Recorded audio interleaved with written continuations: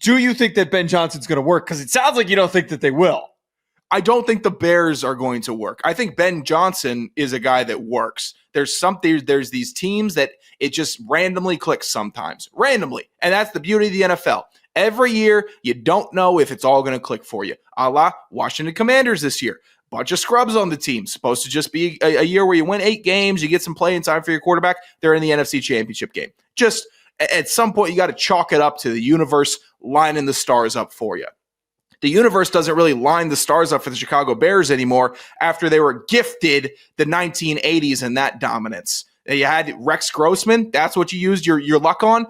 I'm happy for you there. But until it works in Chicago, I'm going to be rather pessimistic about it, no matter how talented of an offensive schemist that Ben Johnson is and how much of a fan of Caleb Williams that I am. I really do believe that he is a franchise guy in the NFL, and Ben Johnson could be the dude to unlock him, but we see a second year, a second offensive coordinator, second year, second head coach with an interim thrown in the mix. We've seen the story before with these quarterbacks, these young quarterbacks that keep on getting thrown new plans, new game plan, new language. They get caught up, they get muddied, they lose confidence, and it hurts them. And then they have to do what Baker did, Sam Darnold did, and revive later. I hope it doesn't happen for Caleb.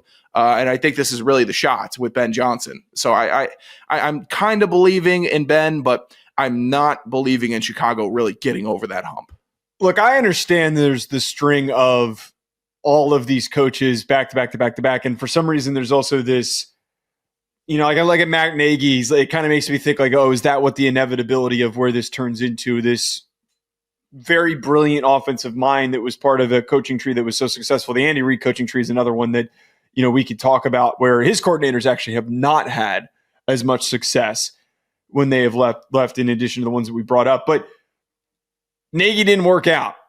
There was improvements to the offense, but a lot of their lack of success, I think, drove from Mitch Trubisky just not being the guy. I think that what has been the biggest problem for them is not having the right quarterback. Was Jay Cutler inspiring and exciting, and was he the best guy that they've had in the last 20 years? Yeah. But Caleb Williams, to me, is on a different level. I think that Caleb You're hating on the cut? What are you talking about? He was fine. I just don't think he was like really a serious NFL quarterback. Caleb Williams is a little closer to the cut than you think he is. Big arms. Both are a little weird. Both a little eccentric. Completely different. One's a dirt bag, and I'm talking about Jay Cutler, and the other one is just a little odd. Yeah. Painting his nails and stuff. That's fair. He hasn't done it. To Caleb Williams' credit and his maturation, for how inconsistent he was and how bad the Bears were this year, I would argue it's a positive sign that we almost didn't really hear much from him. We didn't. There were no blow-ups. There was no. I think everybody was anticipating. All of his haters were anticipating to say, "Oh man, Caleb Williams is going to be a problem when this team is bad. He's going to throw people under the bus." Blah blah blah. There were no headlines about it. There were no quotes from him. I think that's notable. And I didn't think that he was somebody who was going to get in off the field trouble. He seems like, and I've heard, is an incredibly stand-up guy. But overall, I think Caleb Williams is where the future of this team is derived. Bringing in an offensive coordinator that was the best in the NFL for the last 2 years is the most important direction for them to get to playoff contention and success. I think the most positive aspect of this, and it's very clear that Ben Johnson's going to be the one calling the plays here. Knowing the fact that he was able to get so much out of Jared Goff. And Jared Goff's fine. Yeah. And we've talked about his deficiencies. Having a dude that's an actual playmaker and knowing how to use and find the traits and actually get them out of him, like he just did with Jared Goff, who has limitations, I think the ceiling's incredibly high. He's got great receiver talent with this team already, too. He can unlock Rome Odunze in his second year, and he's already got DJ Moore. There is just so much upside knowing what Ben Johnson did and the direction that he could take this team by starting to build the same roster. The only caveat I would add here, is he a dome merchant? That's a great point. Is he a dome merchant? Is he a guy that like his offense needs to work in a dome? How is he going to do when it's effing cold as shit and we're trying to throw the rock around? And I know they run the ball a ton. Yeah. But I'd love to know the stats of how they perform outdoors because I genuinely don't know. It's one of the one things that popped in my head because it's something that's not talked about enough with these coordinators. I think it's if you're a good enough mind and you work hard enough at it, you can dial up an offense for an indoor track team. And that's what he had in Detroit. He had a bunch of dudes that could go out and burn past you, and he could thunder and lightning it. And then Chicago, that's all thunder. It's been all thunder for a while. And you're right. Are we going to see in windy ass Soldier Field if Ben Johnson can find the pockets and really math it up? Like I'm certain if Bill Belichick, well, there are stories about Belichick, right? Knowing the weather patterns and knowing what plays to call based on where the wind was blowing in and how the ball floated in the stadium. Ben Johnson needs to tap into that type of psyche and understand, like, these plays will not work in this crazy ass city because the wind doesn't stop flowing onto the field.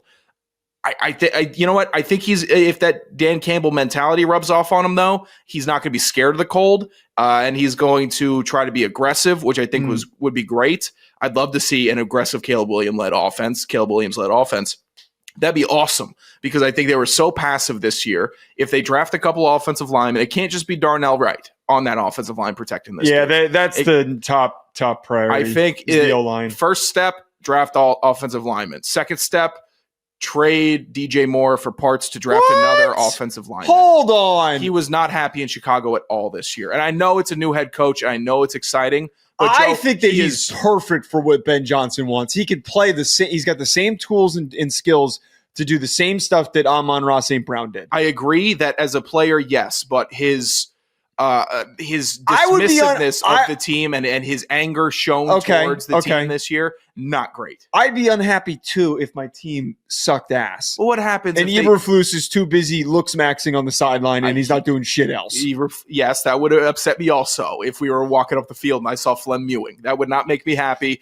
But just the crispiest faded beard ever. It's just that was when that team was done. By the way, I need grease ball. I need guy that's just kind of locked in, and that's what Eberflus was originally. And that was where the positivity, just you felt the vibe. But the minute that Hard Knocks came out, and then he was like, "Yeah, my wife said my beard looked good, so I grew it out, and I get everything done." I think he said it was like once a week. No bullshit. That's not an NFL. What an asshole! But it's Hard Knocks. You make it about yourself. I'm just saying. It's going to be starting from scratch here. We have to just understand that we have pieces. We're starting from scratch. If there was a guy on the team that wasn't vibing with the team last year, that doesn't always just get solved with wins. And DJ Moore was very outspoken about the quarterback decisions. He liked Justin Fields more than Caleb Williams. He had issues with Justin Fields being released. I think they were boys. I think they were tight. And I don't think he's boys with Caleb Williams. And if they lose a couple games and he doesn't get targeted as much, which in the Detroit offense, everybody got their fair share of targets, it felt like, which was great, which could help cure that. But I would just say, you know what, DJ, thanks for the work. Thank you. We're going to try to get you a second rounder for you. I don't agree with this. Second rounder? Yeah. No. No. For DJ Moore? You are a bad general manager. What is his value? What is DJ Moore's trade? They traded a first for him. He's good and he was a first round pick, and he's been talented enough to be a highly productive receiver. He's not getting a first now. If I traded him then don't trade him. Don't trade him. I would try to wait until the trade deadline to see if you can maybe get him a lot. You can draft and spend money. I looked at a list today. Somebody sent me a list of the top available interior offensive linemen. There's a really good list of guys. I would throw as much money as possible at Trey Smith. I would go and try and get Will Fries. I don't think Kansas City's giving up Trey Smith. They wouldn't do it. Brandon Scherf. I don't know if they got the bread to bring back Trey Smith. They're not spending it at receiver. They're going to find Kansas City always finds the bread. If they're smart, they bring back Trey Smith, and I think that's what they do. They're the type of team that's just going to say, you know what, Creed Humphrey and Trey Smith, we drafted in the middle of the draft. We're just going to go find the next Trey Smith. I think that they're smart enough to consider themselves. We're not going to spend $25 million. I don't know what the market is for an offensive lineman off the top of my head. Yeah, it's not. You're enough. They would have to look back though at that Tampa Bay Super Bowl and realize the reason they lost that one was because Patrick Mahomes had people in his lap all night. And I think keeping Trey Smith paramount. I think you're overestimating how hard it's going to be to navigate the cap room with an interior.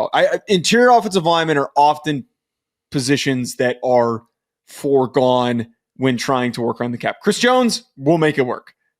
They got rid of Tyreek Hill. I know they got rid of Tyreek Hill. I think they were a little tired of Tyreek Hill pushing that envelope outside of the field, and that's their thing. And I think they made it work without I almost Tyreek said he Hill. was a stand-up gentleman, and then it all of his incidents flashed before my eyes. I'm like, yeah, no, that's not Tyreek Hill guy, but pushes the envelope a little too much for me. Not as stable as a player that I would want, even though he's been relative. Well, you know what? Yeah. Look, I think the real solution here, your solution sucks, awful, terrible. What shit? It's like saying draft trading a locker yours. room cancer for offensive linemen. That would never help anybody. No.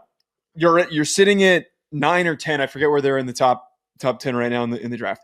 I say you trade back because the interior O-line class, the tackle class this year, it's not good. It's not. There is nobody worthy of taking in the top 10. But there's a bunch of high floor starters that could step right in. Armand Membao from Missouri is a guy that I like in the middle to the back end of the first round. Will Campbell to me is a middle to back end of the first round guy. Emory Jones from LSU as well. Jonas Avanea, Tyler Booker. Trade back. Let somebody that wants to go and bolster their defense to come up to draft Mykel Williams or James Pierce Jr. Trade back, accumulate picks. That is how you get picks, not by trading away DJ Moore for a young guy that needs weapons. I'm not doing that. I'm saying he's not. I don't see him as an asset for the Bears right now with the attitude that he brought to the games last year. I think we should do a recurring segment where you pitch your GM Anderson. Insane general manager takes. Insane. I'm sure DJ Moore walking off fields in the middle of the plays when the ball's getting intercepted is insane. And DJ Moore saying, I think a bad team. Wide receivers are the most dramatic players on any team. Do we need dramatics? Do we have dramatics on the Bills? Plenty from the Bills of guys with the overly dramatic. They're winning. Winning team. Deontay Johnson is an example of a guy that's true. But if we're looking at the 4 teams left, Joe, there's not a lot of dramatics with the wide receiver position. But look at all the bad teams right now that you hear of dramatics. The Giants, their wide receiver was going to a Commanders game cheering on the Commanders. Bad team, good receiver. All right, let's not get down too far of a rabbit hole.